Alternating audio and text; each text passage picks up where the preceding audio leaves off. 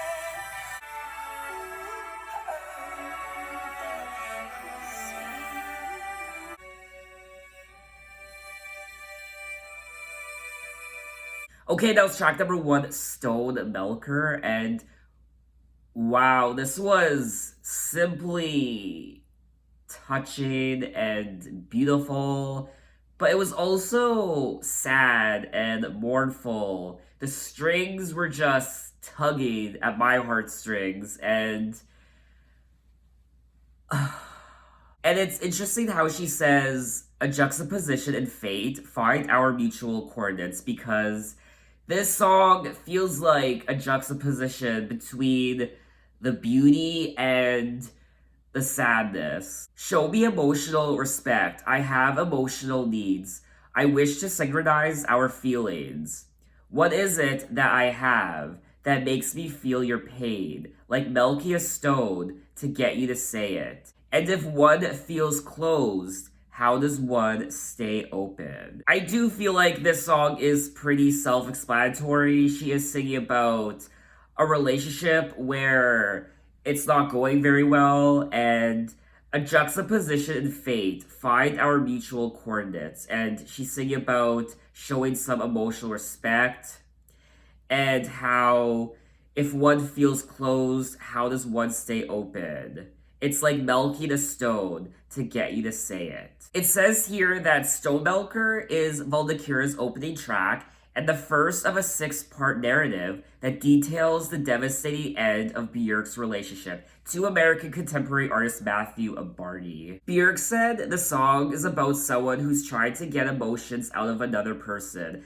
I was walking on a beach and I was kind of walking back and forth, and the lyrics kind of came along. I mean, this is all too common in relationships where you just feel like something's wrong and the end is coming, and you just want to be mutual when it comes to your feelings with one another, and you want each other to open up to one another, and it's hard, it's difficult, you know what to say, and you're becoming more distant, and it's becoming more awkward, and you start becoming more alone, and it's just a devastating feeling. But anyway, let's move on to track number 2, Lion Song.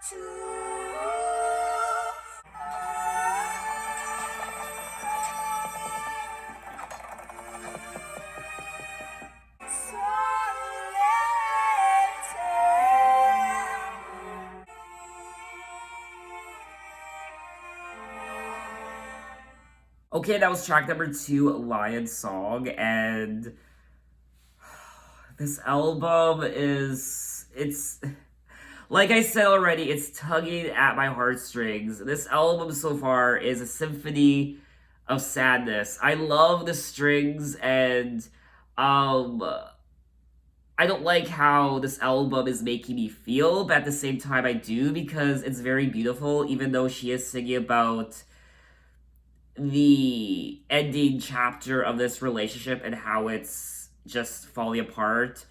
It's still a beautiful album to listen to. Maybe he will come out of this. Maybe he won't. Somehow, I'm not too bothered either way. Maybe he will come out of this loving me. Vietnam that comes after the war lands in my house. This wild lion doesn't fit in this chair. Maybe he will come out of this loving me. Maybe he won't. I'm not taming no animal. So I feel like she's essentially saying, in the end, he's either going to love me or he's not going to love me anymore. He's either going to stick around or he's not going to stick around.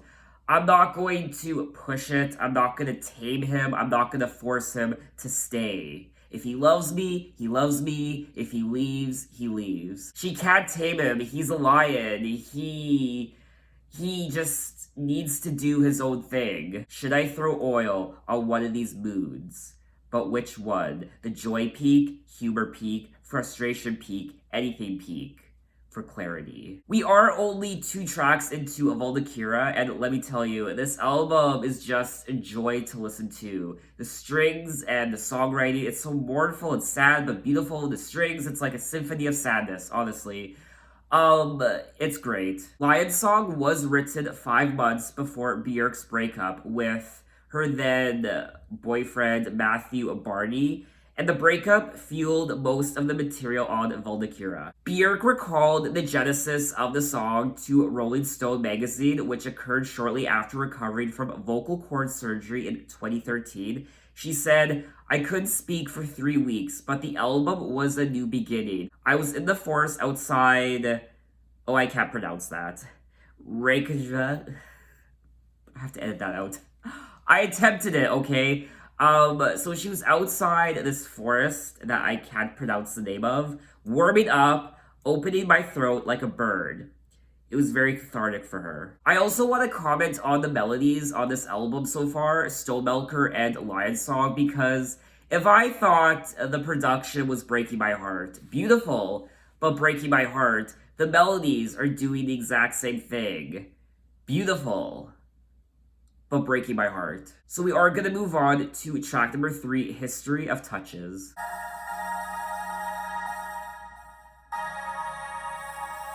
I wake you up in the middle of the night. All of you at the same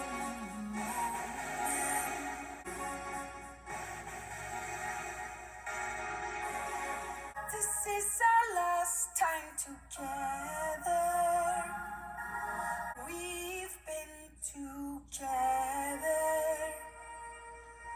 being here at the same time. The history of touches.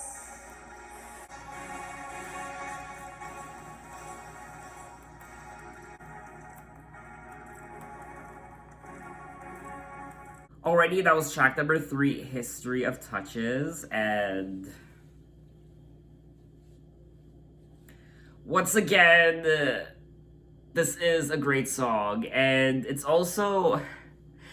sad, of course. She's saying, "I wake you up in the middle of the night to express my love for you, stroke your skin and feel you. Naked, I can feel all of you. But at the same moment, I wake you up in the night, feeling this is our last time together. Therefore, sensing all the moments we've been together, being here at the same time." So she's laying next to this person in bed, and it looks like it's gonna be their last time together in bed, touching each other. And in this one moment, The history of touches between the two of them is just flashing before Björk's eyes. The history of the strokes and the kisses and the making love and the fucking, as she specifically says in the song. Every single touch we ever touch each other, every single fuck we had together is in a wondrous time lapse with us here at this moment. The history of touches. Every single archive. So it's an archive of touches, of memories of them together when they were in love, but this is the last time that they will be together, laid down, skin to skin, touch to touch, and devastating, honestly, devastating. This has to be one of the most devastating Björk albums I've ever listened to. It's probably her most devastating album, and it's her most sad, I imagine, and heartbreaking. It's also, in my opinion, her easiest album to decipher when it comes to the lyrics. The lyrics on this album are pretty straightforward. I don't really find them cryptic like most of her other albums. I'm not really scratching my head.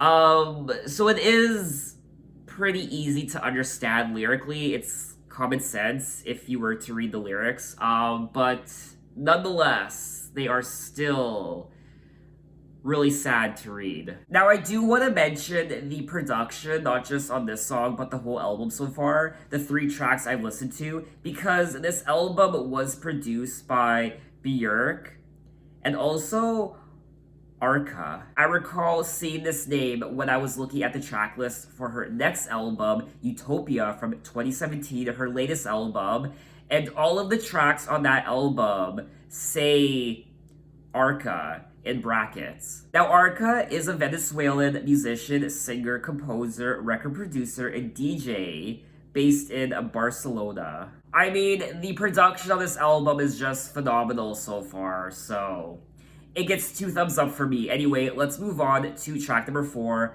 Black Lake.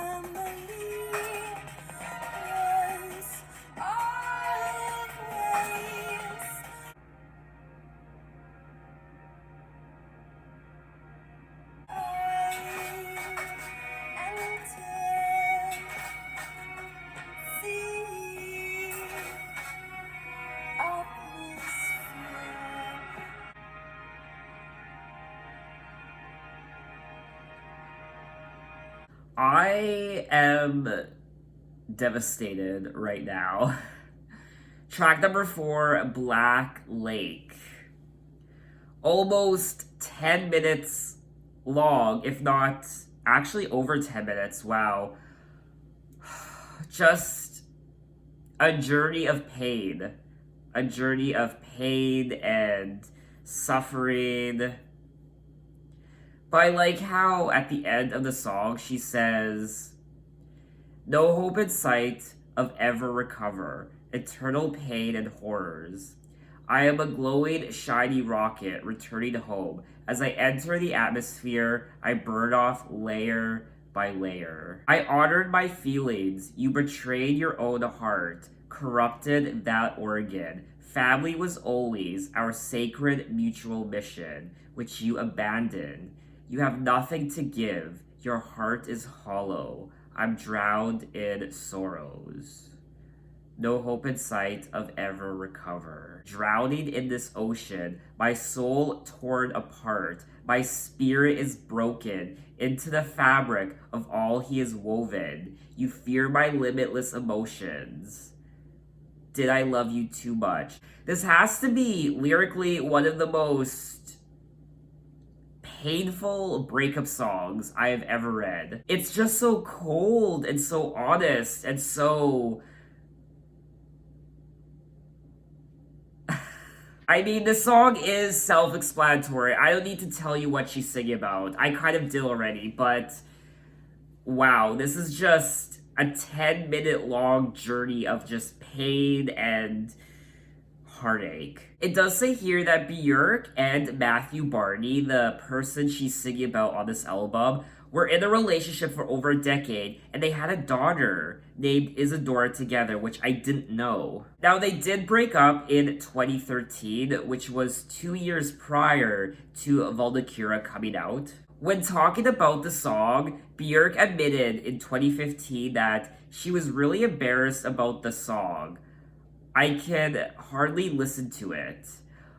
That's sad. I mean, I can see why. I mean, she just lays her emotions on the table in this song. At 10 minutes and 9 seconds, this is Björk's longest song ever. It's definitely a difficult song to listen to. This is a difficult album to listen to. It's not a happy album by any means. It does not put you in a good mood, especially when you're already in a bad relationship and you're breaking up with someone. Maybe you just broke up with someone. Maybe this isn't the best album to listen to when you're in a situation like that. So let's move on to track number 5, Family.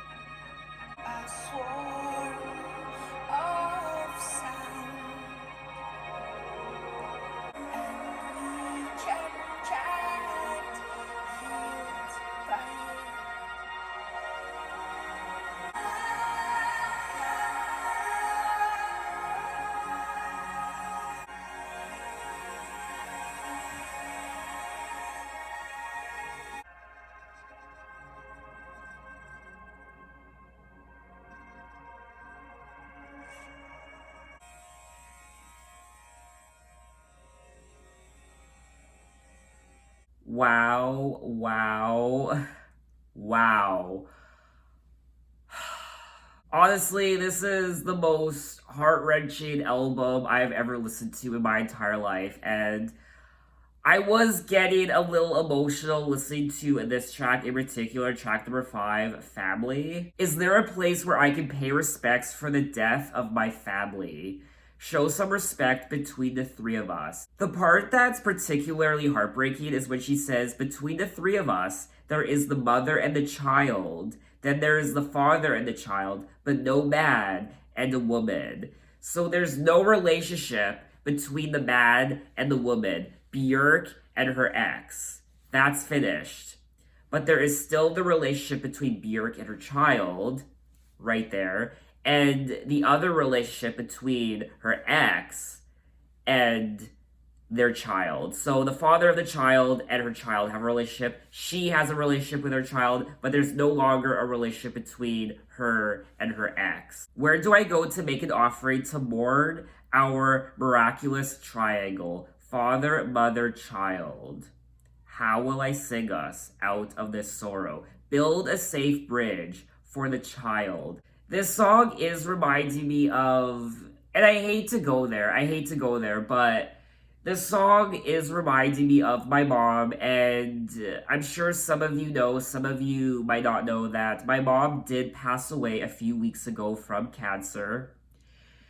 And obviously, it was very difficult for me. I'm a lot better now, but obviously, it's still fresh in my mind. And when I was listening to this song, I was thinking about my mom's divorce from my dad and what happened there, and what happened with my sister and me, and just the difficult time in our lives during that time, the divorce. And I know that it was very hard for my mom, and I don't want to talk about it. You guys don't need to know. It's very personal to this family, so I'm not going to talk about it. But any divorce is very hard and difficult, but it was just reminding me of that, and it's something I should be reminded of, and yeah. What I also like about this song is obviously the production. You really do go on a journey production wise. We start off the song with a more mournful arrangement, I guess. It's more dark and sinister, and then about halfway through, it picks up the pace and it speeds up a bit. There's more strings, I guess. And then towards the end, it's more relaxing. It was like I was floating on a cloud, and it was so soothing to listen to. There was a choir, it was like a choir of angels. It was very cinematic. It's something that you'd hear in a movie, and I just liked the journey I went on with this track, Family. And honestly, even though it's a very devastating song, it's probably one of my favorites from the album so far. There is a swarm of sound around our heads, and we can hear it, and we can get healed by it. It will relieve us from the pain. It will make us a part of this universe of solutions, this place of solutions, this location of solutions. Enough said. So let's move on to track number 6, Not Get. Once you fell out of love, if I regret us, I'm denying myself wounds, but have different cures.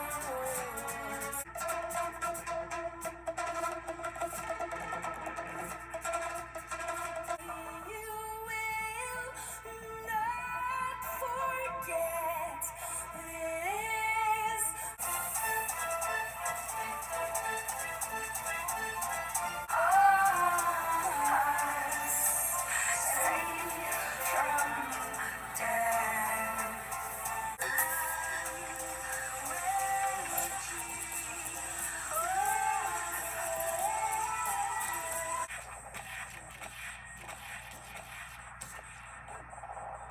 Okay, that was track number 6, Not Get, and this is a very consistent album in my opinion. I haven't disliked any of the songs so far.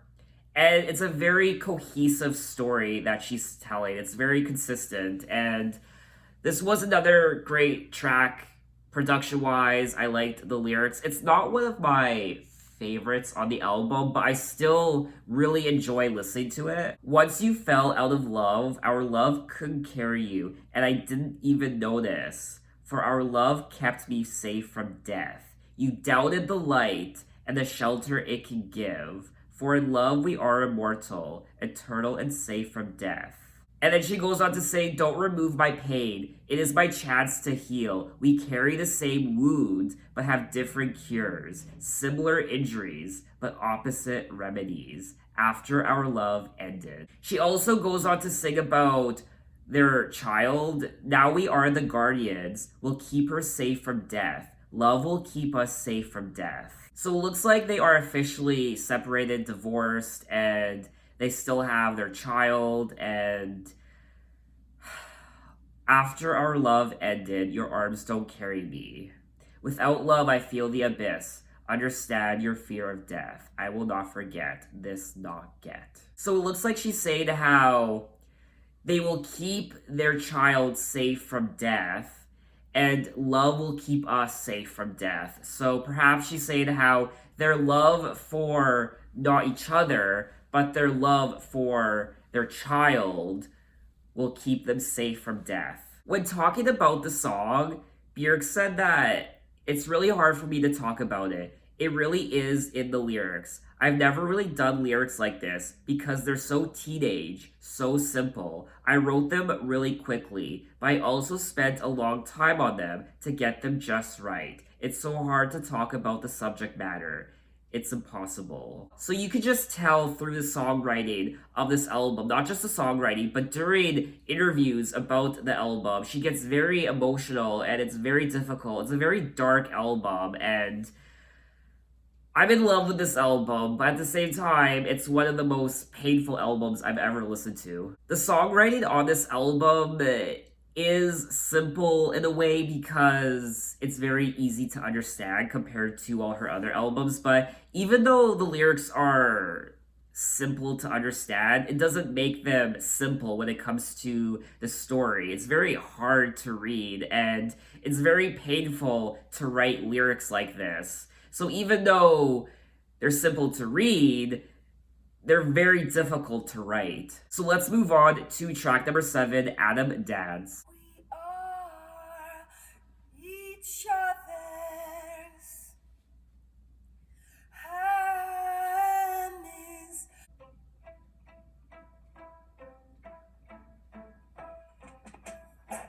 I am fine-tuning my soul. Our hearts are coral reefs. Let this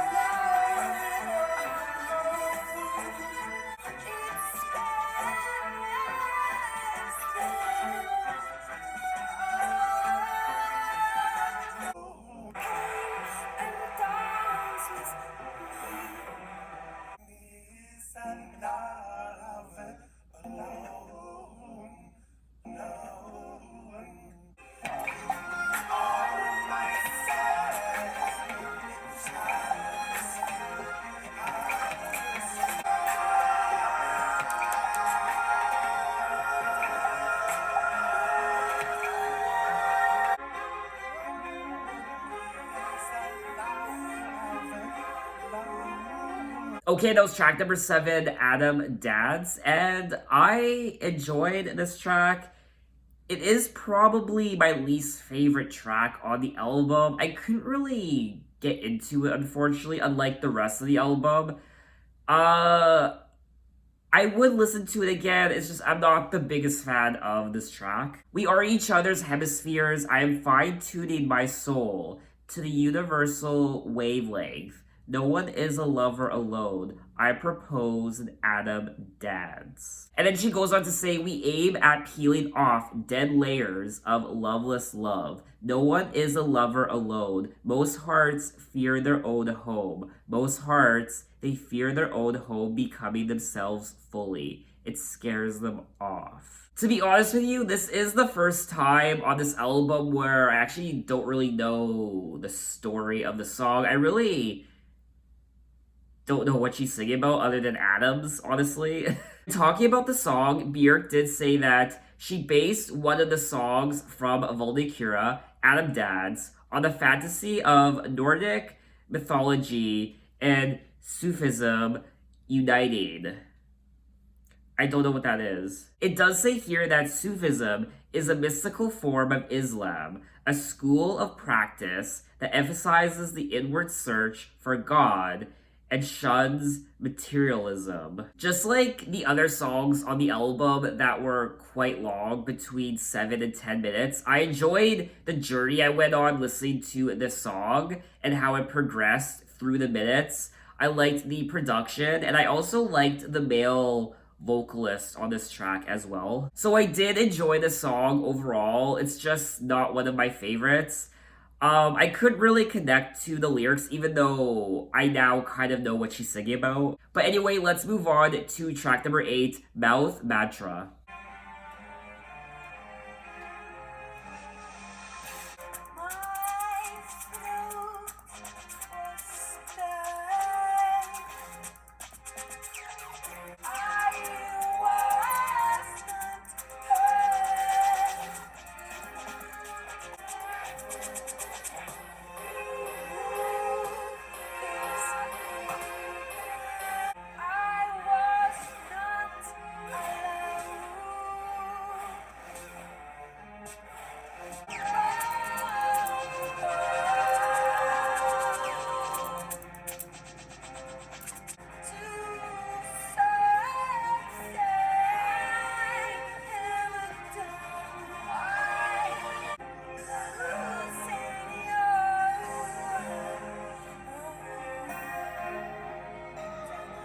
Okay, that was track number 8, Mouth Mantra, and I don't know how I feel about this second part of the album.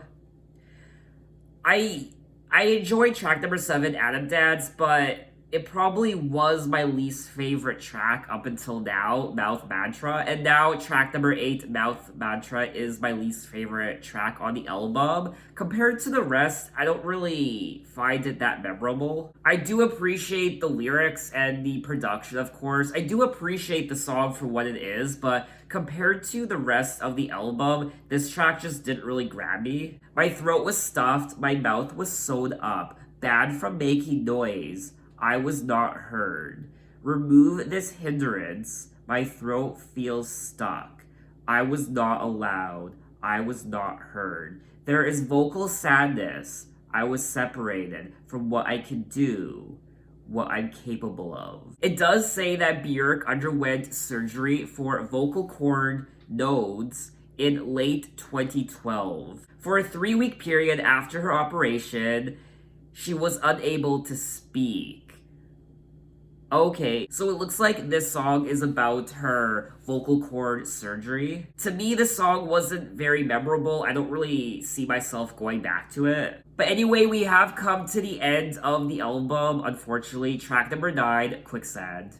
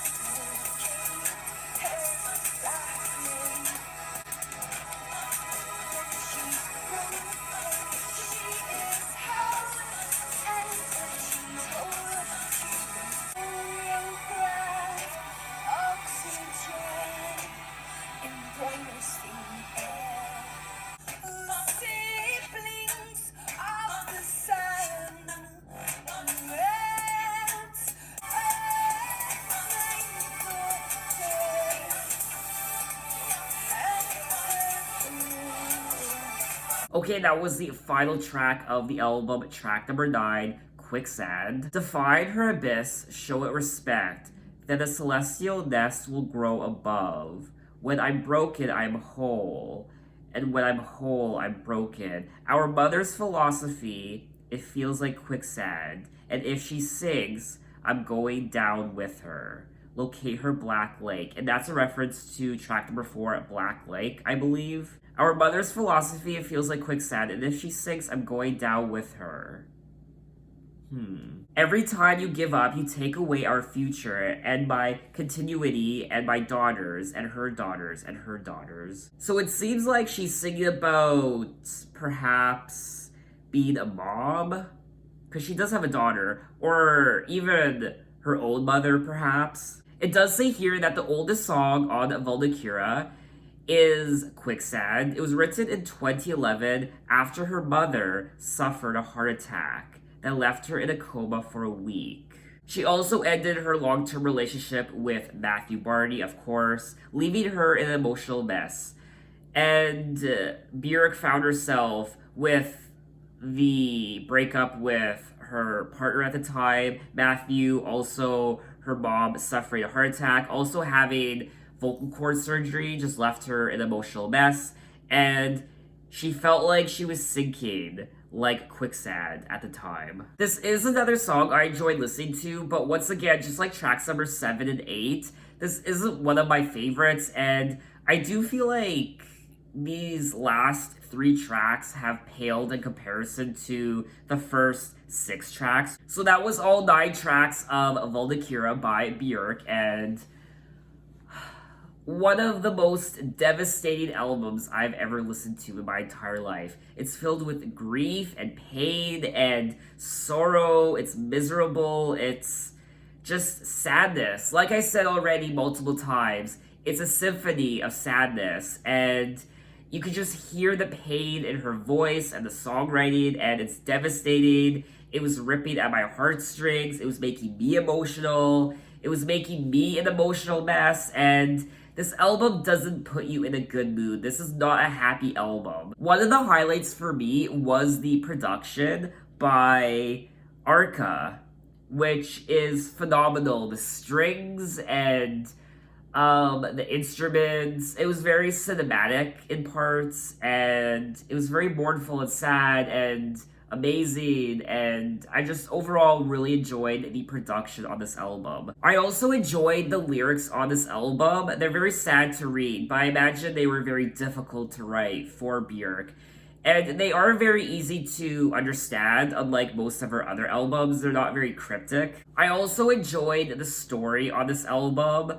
A lot of us can relate to what she's singing about lyrically, about this relationship breaking up, whether you're just breaking up with someone that you've been dating, or maybe a divorce, maybe you have kids and dealing with that, and just everything that comes with divorcing someone that you've known for a while, somebody you loved. And I can't really relate to that. I haven't been married. I haven't really been in a long-term relationship. I haven't really loved someone else before. I mean, I've loved people before. I mean, obviously there are people I love unconditionally, like family members. There are people in my life that I love, of course, but when it comes to being in a relationship, there hasn't really ever been someone that I have completely loved, which is something I'm still searching for. In my opinion, I do feel like Voldakira is Björk's strongest album since Vespertine. I'll even say maybe Medalla, because I did enjoy Medalla.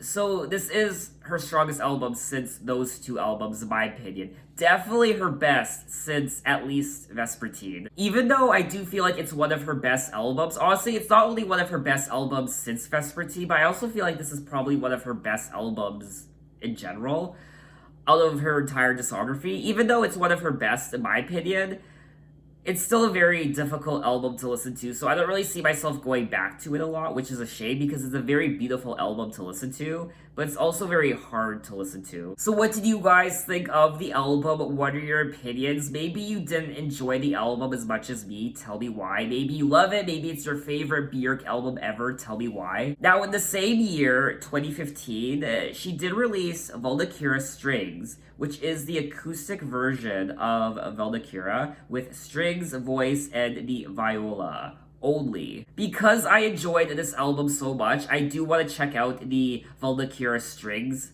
album as well. I probably won't do a video for it. I'll probably just listen to it off camera. And then in 2015, she also released Voldakira Live, which is definitely something I'm gonna have to check out. So in my next Björk video, we will be moving on to her 9th album, which is her latest from 2017.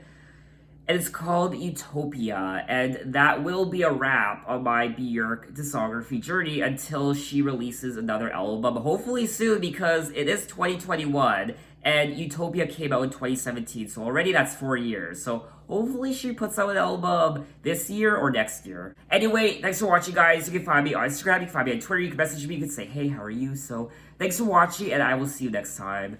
Take care.